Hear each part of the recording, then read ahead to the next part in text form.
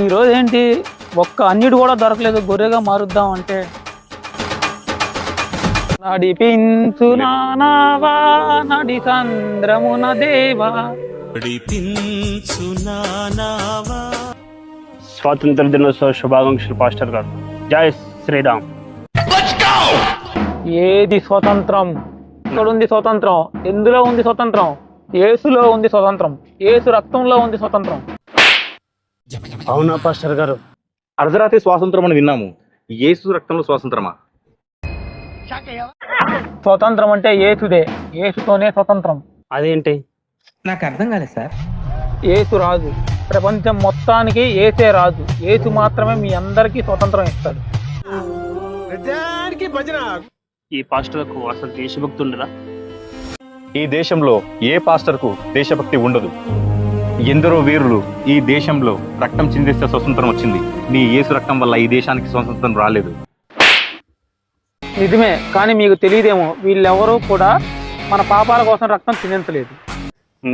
మీ Britishers, మీ machineries మమ్మల్ని హింస పెడుతుంటే ఎంతో మంది వీరులు త్యాగాలు చేసి స్వతంత్రం తీసుకొచ్చారు. రక్తం వల్ల కాదు, యేసు రక్తం వల్ల కాదు. యేసుకు ఇంత రక్తం ఉన్నది. యేసు మన పాపాల నుండి మనల్ని కాపాడడం కోసం, స్వతంత్రం తీసుకురావడం కోసం స్వయంగా బలయ్యాడు. స్వయంగా తను బలి అయితే ఏలి ఏలి లామా సబాక్తాని అని చెప్పేసి యేసు ఎందుకని ఉంటాడు? అసలు యేసు తను స్వయంగా చనిపోవాలని చెప్పేసి అనుకోలేదు. పారిపోయాడు, చాలాసార్లు పారిపోయాడు. నిజంగా వీరుడైతే, యేసు నిజంగా మన కోసం చనిపోయిన వాడైతే ఏం చేయాలంటే, భగత్ సింగ్, రాజ్గురు, సుఖ్దేవ్ మురికంబలను ముద్దు పెట్టుకున్నట్లు ముద్దు పెట్టుకోవాలి శిలువని. అట్లా పెట్టుకోలేదు కదా. అసలు యేసు పారిపోయాడు. ఎక్కడి నుంచి చూసినా యేసు తను స్వయంగా పిరికివాడు, పారిపోయాడు. యేసు మన కోసం ఎలాంటి చావు చావడానికి ఇష్టపడలేదు. అంటే మీ ఇద్దరు ఈ బైబిల్ మొత్తం చదివేశారా? మీరందరూ ఇలాగా మాలాగా బైబిల్ మొత్తం చదివేస్తే మేము ఎట్లా బ్రతకాలి?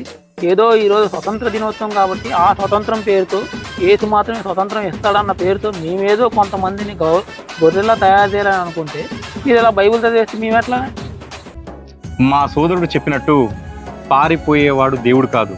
నిజంగానే ఒక నేతాజీ సుభాష్ చంద్రబోస్, ఒక భగత్ సింగ్ లాంటి వాళ్ళ రక్తం చిందిస్తేనే ఈ దేశానికి స్వాతంత్రం వచ్చింది. ఇకనైనా మీ బైబిల్ బూటకపు నాటకాలు ఈ దేశంలో చెల్లవు. ప్రతి ఒక్కరు బైబిల్ తెలుసుకుంటున్నారు, అదేవిధంగా భగవద్గీత కూడా తెలుసుకుంటున్నారు. దాని ద్వారానే చాలా మంది తిరిగి స్వధర్మంలోకి వస్తున్నారు. ఇప్పుడైనా కానీ మీరు ఎంతమందిని గొర్రెలుగా మార్చాలనుకున్నా ఈ దేశంలో మీలాంటి వాళ్ళ ఆటలు చెల్లబోవు. చాలు, యేసు నామంలో నన్ను వదిలేయండి అయ్య బాబు. మీరు నన్ను వదలకపోతే నేనే యేసుని వదిలేస్తా. ఎన్నెన్నో అనుకుంటాం, అన్ని జరుగుతాయి ఏమిటి? ఈ రాత్రి పాస్టర్కు ఫిక్స్ కుదిరింది. అసలే గొర్రెలు చర్చికి రావడం మానేశారు. ఇక ఇలాంటి వాళ్ళు అందరూ తగులుకుంటే ఇక మేము ఎలా బ్రతకాలి? దశంభాగాలు మాకెలా రావాలి? సరే.